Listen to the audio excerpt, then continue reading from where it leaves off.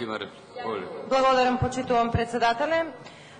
Колешке Георгиева, уште еден несериозен и недоволно изанализиран закон од страна на СДСМ е предложен во Собраниево. И мислам дека популизмот за кој што вие нас не критикувате ви станува главна алатка деновиве и вашата програма ја правите врз основа на тоа кога ќе одите на терен и која целна група ќе застане со вас и тогаш велите еве ние сега ќе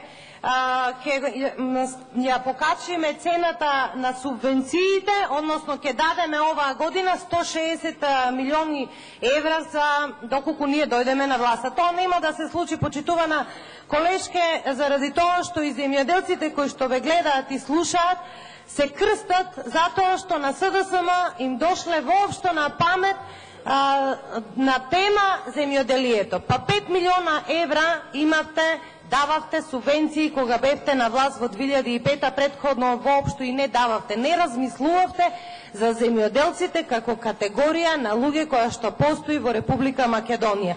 Вие кога ние дојдовме на власт, вие нас не викавте земјоделската партија. Се подсмевавте, иако морам да кажам, а тоа го знаат и граѓаните на Република Македонија, дека се уште постојат луѓе кои што кај вас во вашите редови кои што се сметаат за една елита фина со која што мисли дека треба да владее во бели ракавици, така да воопшто нема да им текне на земјоделците. Да се вратам малку на негативните страни за овој закон кој што го предлагате. Имено, мислам дека законот го предлагате само за некоја компанија која што се занимава со нафта, тие да добијат некои бенефити, а воопшто не мислите на земјоделците.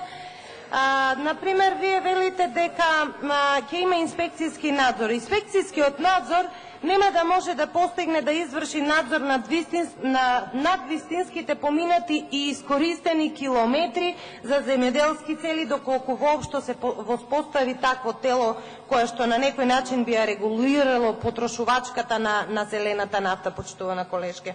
Доаѓам од регион каде што додека вие бевте на власт немаше воопшто регистрирано индивидуални земјоделци, сега има некаде околу 400 и над 400 фирми кои што се занимаваат со земјоделска дејност и над 1000 индивидуални земјоделци. Над 20 милиони евра, почитувана колешке, оваа влада вложи во субвенции во мојот крај, така да не може СДСМ да воопшто да зборува за земјоделие. Немате кредибилитет да зборувате за земјоделците и за субвенциите. Ви благодарам.